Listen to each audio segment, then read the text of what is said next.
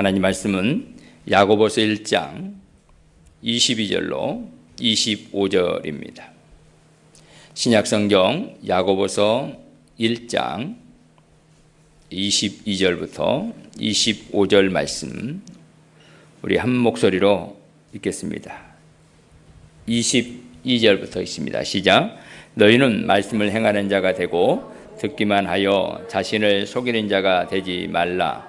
누구든지 말씀을 듣고 행하지 아니하면 그는 거울로 자기의 생긴 얼굴을 보는 사람과 같아서 제 자신을 보고 가서 그 모습이 어떠했는지 곧 잊어버리거니와 자유롭게 하는 온전한 율법을 들여다보고 있는 자는 듣고 잊어버린 자가 아니요 실천하는 자니 이 사람은 그 행하는 일에 복을 받으리라. 아멘.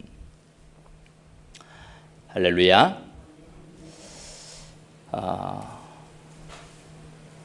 무덥습니다. 그러나 우리가 살아가야 될 날은 행복합니다. 지난 6개월 하나님께서 우리를 인도하셨던 것처럼 또 6개월을 하나님께서 인도하실 것인데 하나님은 우리를 어떤 모양으로 인도해 가실까? 또 어떻게 우리에게 말씀하실까? 이걸 묵상하다가 오늘 야고보서 1장 22절 25절 말씀 중심에서 복음은 말이 아니라 삶이다 라는 제목의 말씀을 함께 나누기를 원합니다. 복음은 우리가 아는 것이 아니라 살아내는 순간 그 복음의 확장이 일어나고요. 놀라운 역사가 있게 됩니다. 오늘 한 예화를 하나 전달해 드리려고 합니다. 어느 시골 마을에 있는 장로님 가정에 있는 일입니다. 이 장로님은 농사도 짓지만 마을 일과 그 지역에 있는 일들을 많이 하는 선생님 출신입니다. 그분은 교회에서 새벽 기도를 한 번도 빠진 적이 없습니다. 매일 성경을 읽고요, 또 묵상하고요, 가정 예배도 드립니다. 그리고 말씀을 들으면 늘 큰 소리로 아멘, 아멘 합니다. 괜찮은 장로님입니다. 그리고 이 장로님은 교회에서 정말 존경받는 장로님입니다. 그런데 일상에 와서는 장로님이 좀 달라요. 교회에 나오고 나면 집에서는 자주 화를 냅니다. 그리고는 시장에 가면 물건값을 흥정을 합니다. 아주머니 좀 싸게 해주세요. 그리고 싸게 안 주면 다른 집으로 가버립니다. 그리고 농사일도 그렇고 여러 가지 조그마한 사업장을 운영하는데 그냥 거짓말을 밥 먹듯이 합니다. 사업하신 분들은 다 그렇다네요. 99.9%가 거짓말을 좀 해야 된대요. 안 그러시면 0.01%가 있습니다. 근데 이제 이 모습을 보고 이게 중요한 거예요. 손자가 있는데 손자가 이렇게 얘기하는 거예요. 한번 같이 읽어보겠습니다. 할아버지, 예수님은 교회 안에서만 계세요? 할아버지에게 이 말을 하고 났는데 할아버지가 이 말을 듣고 충격을 받은 거예요. 이게 무슨 말이지? 말도 못하고 끙끙 앓으면서 잠을 못 이룹니다. 손주에게 이 말을 들으면 여러분 어떻겠어요? 예수님은 교회 안에만 계신가요? 혹시 그런 질문을 받으신 적이 있나요? 없습니까? 훌륭하십니다. 여러분, 우리가 살면서 이런 질문을 우리가 받을 때가 있어요. 분명 교회에서는 정말 멋지게 살아요. 썬데이 크리스찬이라고 그러잖아요. 주일에 은혜 받죠. 눈물도 흘리죠. 찬양도 정말 열심히 하죠. 목사님 설교에 아멘, 아멘하고. 근데 딱 월요일이 되면 먼데이, 지금 제가 색깔을 태양빛을 해놓고 월요일은 태양이 없는 먼데이입니다. 먼데이. 멀어있는 데이. 은혜가 사라집니다. 그리고 일상의 삶으로 오면서 이 할아버지가 했던 행동을 합니다. 삶이 말씀과 분리되는 거죠. 믿음과 분리되는 겁니다. 분명 하나님 은혜로 살아야지라고 하지만 그 은혜가 사라져 버립니다.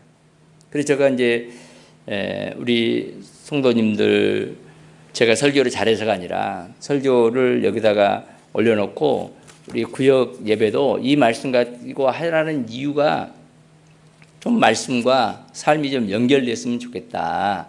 그래서 이 말씀을 가지고 하는 거지, 김상렬 목사가 설교를 잘해서 그 설교 말씀이 너무 좋아서 그걸 나누시고 은혜 받으세요, 이런 의미가 아닙니다. 주일에 주신 말씀을 좀 삶으로 실천하면 좋겠다, 이런 거죠. 말씀을 들었는데 들은 그 말씀이 삶으로 이어져야 되는데 연결이 안 되는 거예요. 연결이 안 되는 거예요.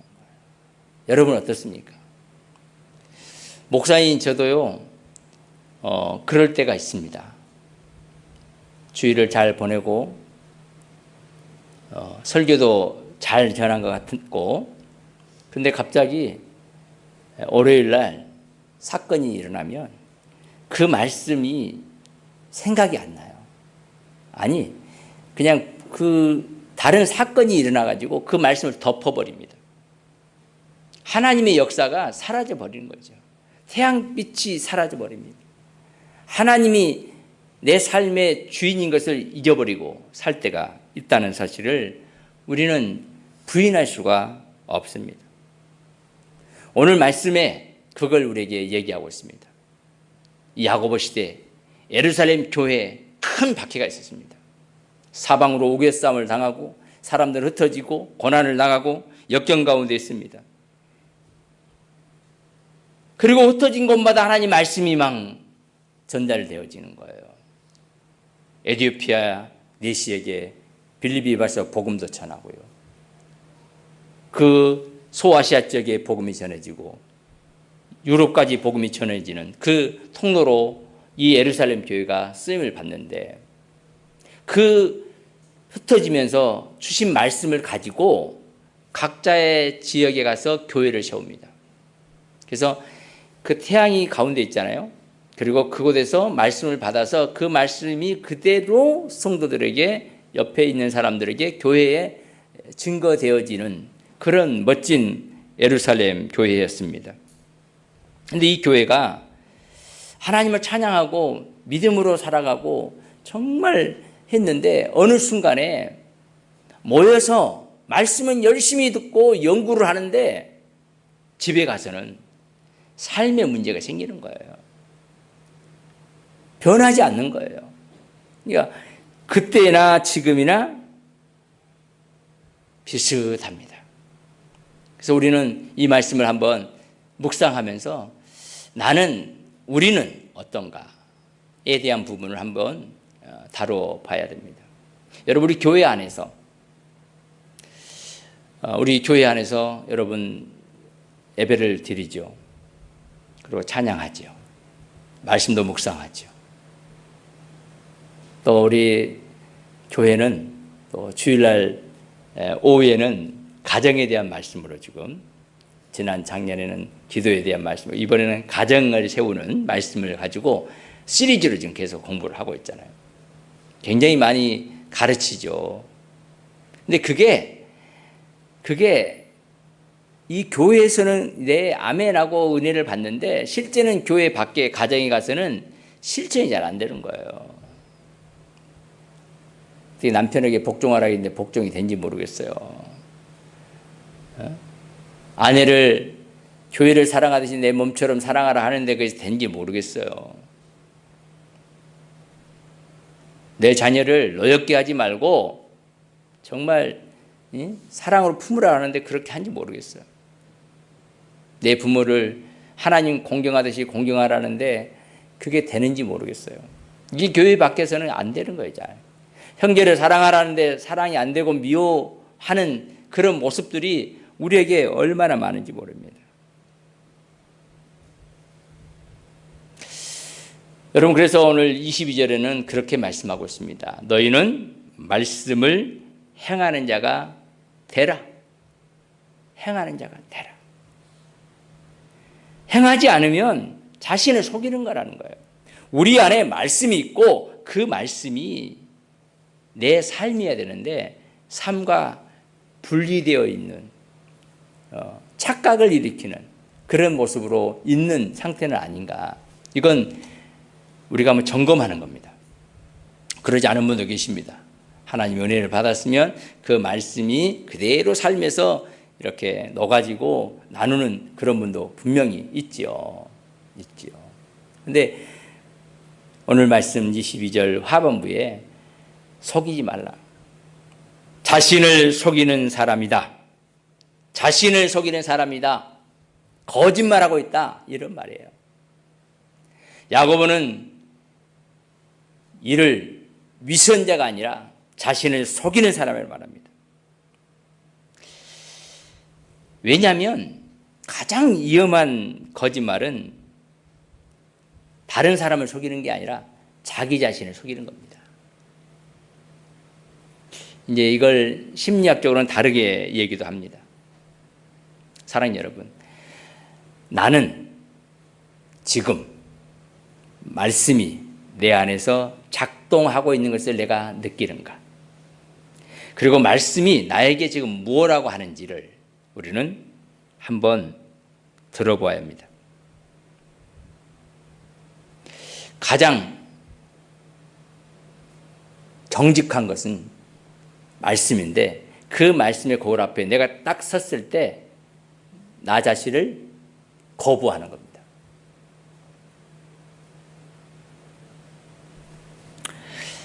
거울은 정직합니다. 있는 그대로를 보여줍니다. 말씀은 정직합니다. 그대로 우리에게 비춰집니다. 나는 예배 생활하고 있어. 나는 신앙생활 잘하고 있어. 나는 괜찮아. 라고 하면서 그 거울 앞에 내가 비춰지는 나를 거부하는 겁니다. 저 말씀은 나와 상관없어.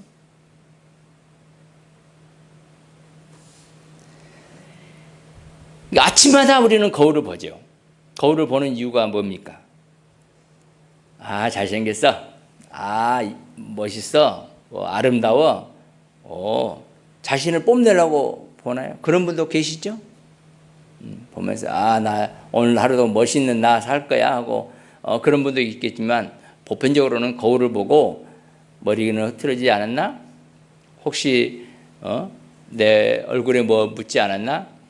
이에 뭐가 이물질이 끼지 않았나? 이거 보지 않습니까? 그리고 보이면 그걸 씻어내야죠. 고쳐야죠. 그게 거울입니다. 그게 말씀이란 말이죠.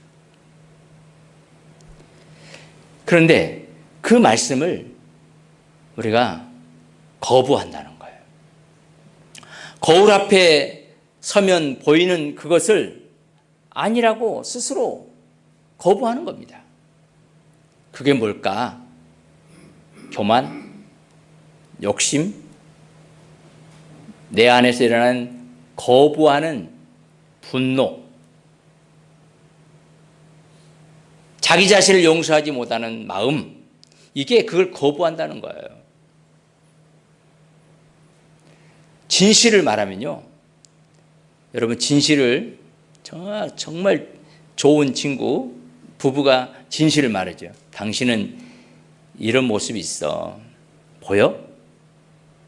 그 모습 고쳐야 될 것 같은데? 그러면 오케이, 고치겠습니다 하는 사람은 별로 없어요. 왜냐하면 그게 교만이거든요. 저항하는 겁니다. 진실 앞에 나를 드러내지 않아요. 저항하는 것이 분노로 나타납니다. 화. 그런데 어찌란 말이야. 당신은 잘해? 내가 못한단 말이야? 그러면서 이제 싸움이 일어나죠. 그러니까 진실의 거울을 안 비춰줍니다. 왜냐하면 불편하니까. 이 말씀은요, 오늘 말씀이 여러분들에게 전달되잖아요. 그 말씀의 거울이 여러분에 딱 비춰지면 여러분이 그 말씀의 거울 앞에 나를 볼 수 있어야 됩니다. 그리고 스스로 지금 여러분 보기에 자축이죠. 자축편에 있는 나의 교만, 욕심, 분노, 용서하지 못한 마음들이 비춰진단 말이에요. 그러면 내 잘못했어요. 내 교만이 나에게 있어요. 그리고 그것을 씻어내야 된다니까요. 그런데 그걸 씻어내지 않고 그냥 돌아섭니다. 돌아섭니다. 이게 이제 문제죠. 많은 사람들이 거울 앞에 섭니다. 그러나 거울 앞에 서서 더 이상 진전이 없습니다. 아프리카 선교지에 있었던 얘기인데요. 아프리카 한 아이가 처음으로 맑은 거울을 봤답니다. 선교사가 이제 비춰주는 거죠. 비춰주는데 그 거울을 보고 막 우는 거예요. 그러니까 거울 속에 비치는 그 아이가 너무너무 더럽고 무섭게 보이는 거예요. 불쌍하게도 보이고. 그래가지고 막 울어요. 이 선교사가 그걸 보고 거울을 뒤집거나 치우지 않습니다. 그 모습이 자기 모습인지 모르고 이 아이는 막 우는 거예요. 그때 그 거울을 그대로 놓고 물을 가지고 그 아이의 얼굴을 하나씩 씻어줍니다. 진흙을 떼어내고 때를 밀어주고 그리고 다 하고 나서 수건으로 깨끗하게 닦아주고 그 거울 앞에 딱 서게 합니다. 그때 그 울던 아이가 맑게 환하게 웃습니다. 왜냐하면 그 안에 그렇게 깨끗하고 맑은 아이가 보이거든요. 자신을 향하여 웃고 있는 아이가 보이는 거예요. 여러분, 이게 복음입니다. 우리 주님께서 우리의 더러움을 보시고 너 왜 그 더러운 죄를 지었어?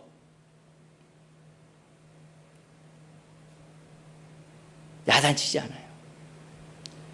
그 거울을 치우지도 않아요. 있는 모습 그대로 놔두고 주의 보혈로 우리를 깨끗하게 씻어준 겁니다. 이게 은혜입니다. 말씀도 우리에게 주시면서 정죄하기 위해서 말씀 주는 게 아니에요. 설교는 정죄가 아닙니다. 복음입니다. 복음.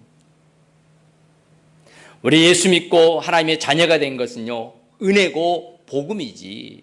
그리고 그 말씀 앞에 세워놓은 것도, 늘 말씀 앞에 설하는 것도 이게 은혜고 복음이지. 그래서 내 더러움을 내가 발견하고 주님이 씻어준 것처럼 씻으라는 거예요. 변화시키라는 거예요. 누가 해주면 그러니까 성령의 도우심으로 우리가 씻어야 돼요. 복음이 우리를 씻어주고 계십니다. 그래서 이 복음은 말이 아니에요. 바로 삶으로 씻어내야 합니다. 그럴 때 하나님의 놀라운 역사가 있습니다. 용서하게 되고요, 섬기게 되고요, 순종하게 되어 있습니다. 예수님께서 십자가에서 용서하셨던 것처럼, 주님, 하나님 아버지, 저들은 저들의 죄를 몰라요. 용서해 주세요. 때리고 채찍질하고 장난치고 칼로 찌르고 창으로 찌르고 그런 그들을 향해요. 주님은 용서해 주세요. 제자들을 발을 씻기시면서 너희들도 이렇게 섬겨라. 이게 이제 주님이 우리에게 보여주신 복음이죠. 그리고 죽기까지 순종하셨습니다. 이게 주님이 우리에게 주신 놀라운 은혜죠. 여러분, 그 은혜가 실제로 우리에게 왔어요. 그래서 우리가 이 자리에 지금 서 있는 거 아닙니까? 그래서 우리가 하나님 앞에 예배 드리고 있는 거 아닙니까? 이 복음이 우리 안에 들어와서 성령께서 우리의 귀에만 들려진 게 아니라 실제로 그 말씀이 나에게 들려진 순간 내 안에 변화도 일어나고 내 손발이 움직여진 게 아니에요. 섬기고 봉사하고 나누고 전하는 그 일을 지금 하고 있습니다. 이제는 이 듣는 것으로 끝내지 말고 이제는 행동하는, 실천하는, 섬김으로 달려가는 우리 모두가 되기를 주님의 이름으로 축원합니다. 이 말씀은 우리에게 이런 질문을 던집니다. 한 주간 그렇다면 나는 어떻게 살 것인가? 여러분 한번 실천해 보는 거죠. 근데 우리 예수님께서 우리에게 던져주는 메시지는 내가 한 것처럼 너희도 하라는 거예요. 그런데 우리가 주님이 구속 사역처럼 그 어마어마한 일을 우리가 하는 것은 쉽지 않아요. 그런데 오늘 저하고 여러분들이 함께 나누고 또 여러분들에게 말씀을 통해서 비춰보는 거울 가운데 이런 모습도 있다는 것을 여러분들에게 말씀드리면서 큰 거 하지 말고 작은 것부터 한번 시작하면 좋겠다. 그래서 복음은 작은 순종으로 시작합니다. 자, 1번 한 사람을 용서하는 겁니다. 한번 용서하는 것부터 한번 해보는 거예요. 용서하는 거. 아빠가 용서가 안 되면 아빠를 한번 용서해 보는 거예요. 남편이 용서가 안 되면 한번 이번 주에 용서 한번 하는 거예요. 용서 안 된 사람 있잖아요. 지금 하나님, 내가 말씀을 받았으니까 용서하겠습니다. 한번 따라합니다. 용서하겠습니다. 내가 용서합니다. 그리고 뭐 아파트라든가 길거리에서 만나는 사람에게 한 걸음 먼저 한번 이렇게 내가 먼저 인사하는 거죠. 안녕하세요. 근데 저 사람한테는 인사하고 싶으면 있지 않은 사람이 있어요. 나 저 사람 보면 기분 나빠. 그냥 속상해. 맨날 받기만 하고 주지도 않아. 그런 사람에게 먼저 인사하는 겁니다. 그리고 한 번 더 인사하는 거, 한 번 더. 인사 안 하면 한 번 더 인사하는 거예요. 한 번 인사했는데 안 받으면 어때요? 괘씸하죠. 내가 너보다 못한 게 뭐가 있는데, 내가 돈이 없어, 내가 못생기 그랬어, 막 등등하면서 할 수 있는데 그래도 먼저 한 번 인사하는 겁니다. 한 번 더. 그리고 감사 한마디 하는 겁니다. 가장 먼저 우리 서로 감사합니다. 한번 감사합니다. 감사합니다. 감사합니다. 이게 이제 부모님에게 감사한 것은 잘 되는데 자녀에게 감사하다는 말, 고맙다는 말을 하는 사람들이 참 드뭅니다. 근데 정말 감사하죠. 우리 준범이 감사하죠. 감사하죠. 우리 피아노를 늘 와서 쳐주고 함께 해준 우리 정은이 참 감사합니다. 유은이도 감사하고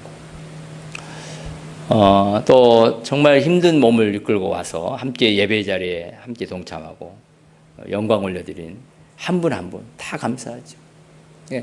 그냥 왜? 그냥 감사하죠. 그리고 가족끼리도 서로 미안할 때는 미안하다고 해줘야 돼요. 자, 한번 따라합니다. 미안합니다. 미안합니다. 미안하다고 하는 것은 자존심 상한 일이 아닙니다. 섬기는 일입니다. 그리고 한 영혼을 위해서 기도하는 겁니다. 가족을 위해서 기도하지만 또 다른 사람을 위해서 기도하는 것. 바로 이게 작은 순종으로부터 시작됩니다. 여러분, 서두에 제가 말씀드렸던 이 장로님, 그 이후에 그 장로님은 기도를 더 많이 하지 않았습니다. 설교 듣고 아멘 소리를 더 많이 낸 게 아니었어요. 기도원 가지 않았습니다. 성경을 더 많이 읽은 게 아니었어요. 그는 하나님 말씀을 설교를 들으면 한 가지씩이라도 실천해 봐야지 라고 생각하고 하나씩 했습니다. 약 3개월을. 그게 화를 참고 앞에 먼저 사과하고 이웃을 돕고 손자와 손을 잡고 기도하고, 그냥 예배 인도하는 것이 중요한 게 아니고 그렇게 한 가지씩 실천했대요. 그리고 시장에 가서 100원 흥정하지 않고 주라는 대로 네 하고 주고, 손자가 따라다닌 거죠. 본 거죠. 집에 가서 화내지 않은 거. 그렇게 했더니 그 손자가 이렇게 말했대요. 우리 같이 읽어보겠습니다. 할아버지, 이제는 예수님이 우리 집에도 계신 것 같아요. 할아버지, 왜? 이제 예수님이 우리 집에도 계신 것 같아요. 그 말에 할아버지가 엉엉 운 거예요. 그리고 그 아이를 끌어안고 고마워, 사랑해. 그 아이가 하나님의 말씀을 비춰주는 거울이었습니다. 우리가 얼마나 설교를 많이 듣는가, 예배를 많이 드리는가, 이게 중요한 게 아닙니다. 그것도 중요하죠. 정말 중요한 것은 내가 주님 주신 그 말씀, 복음을 내가 삶을 통해서 살아가고 있는가, 그리고 그 예수님을 내가 보여주고 있는 향기인가, 이겁니다. 세상은요, 그걸 우리에게 원합니다. 저 우리 손주에게 한번 화를 낸 적이 있어요.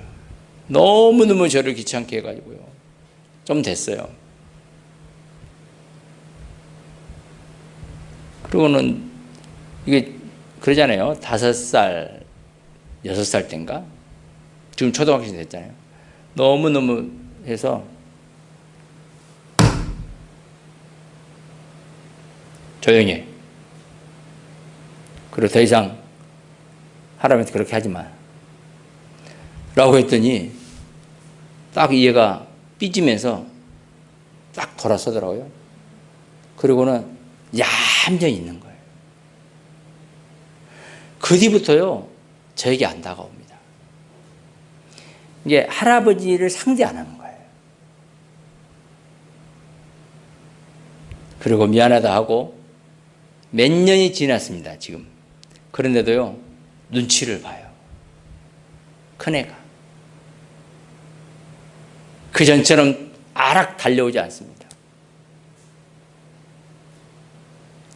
이만큼 화가 나도 상을 때리는 일이 없습니다. 상을 때리는 순간 이 아이들은 자기를 미워하고 밀어내는 줄 알고 착각합니다. 그런데 그것은 당연한 겁니다. 내가 바꿔야지 합니다. 우리 배집사님 얘기를 잠깐 하면, 우리 배집사님이 전에는 아이들이 소리치면 그 소리를 잘 못 들은 것 같았어요. 벌써 한 10여 년 전, 10년 전에. 근데 지금은 애들하고 논 것 같아요. 할아버지 좋죠? 그래서 할아버지 좋은 거예요. 지금도 조금 그렇다면 할아버지가 변해야 됩니다. 변해야 돼요. 애들이 소리치고 떠들고 혹시 예의 없이 할지라도 그건 할아버지니까 하는 거예요. 할아버지. 손주니까 하는 거예요. 그 애들을 품고 안아주고 예수님이 나를 품어준 것처럼 그렇게 품어줄 때 놀라운 역사가 있다는 사실을 우리는 꼭 기억해야 됩니다. 이 말씀 한번 읽고 마치겠습니다. 같이 봅니다. 너희는 말씀을 행하는 자가 되라. 아멘. 하나님 아버지 감사합니다. 세상은 지금도 우리에게 원합니다. 말씀이 삶이 되기를 원합니다. 우리 손으로, 우리의 발로, 우리의 가정에서, 우리 교회에서 아름다운 복음의 역사가 있기를 원합니다. 입술이 아니라 행동으로, 삶으로 나타나게 하시고 나로 인해서 온 가족이, 교회가, 지역이 변화되는 놀라운 역사가 있도록 주님 도와주시옵소서. 교회도 주님이 계시지만 가정에도 일터에도 사업장에도 사회 관계 속에서도 하나님이 계신 것을 발견하고 드러내는 멋진 삶을 살아가도록 역사해 주옵소서. 예수 그리스도 이름으로 간절히 기도드리옵나이다. 아멘. 지금은 우리를 위하여 십자가에 못 박혀 죽으시고 우리를 구원하시는 길을 걸어가시고 너희들도 나처럼 복음의 삶을 살아라 말씀하시는 예수 그리스도의 은혜와 하나님 아버지의 크고 놀라우신 사랑하심과 성령님의 감동, 감화, 이루고통 충만 역사하심이 복음이 말이 아니라 삶으로 주어진 것을 가슴에 새기고 주의 말씀의 거울 앞에 나를 비추고 한 가지씩 한 가지 변화되는 놀라운 역사로 가정에서도 일터에서도 사업장에서도 그리스도가 드러나는 역사가 있기를 소망하는 하나님의 사람들 머리머리 위에 가정과 일터와 사업장과 자녀들과 가문 위에 지금 영원토록 항상 함께 있을지어다. 아멘.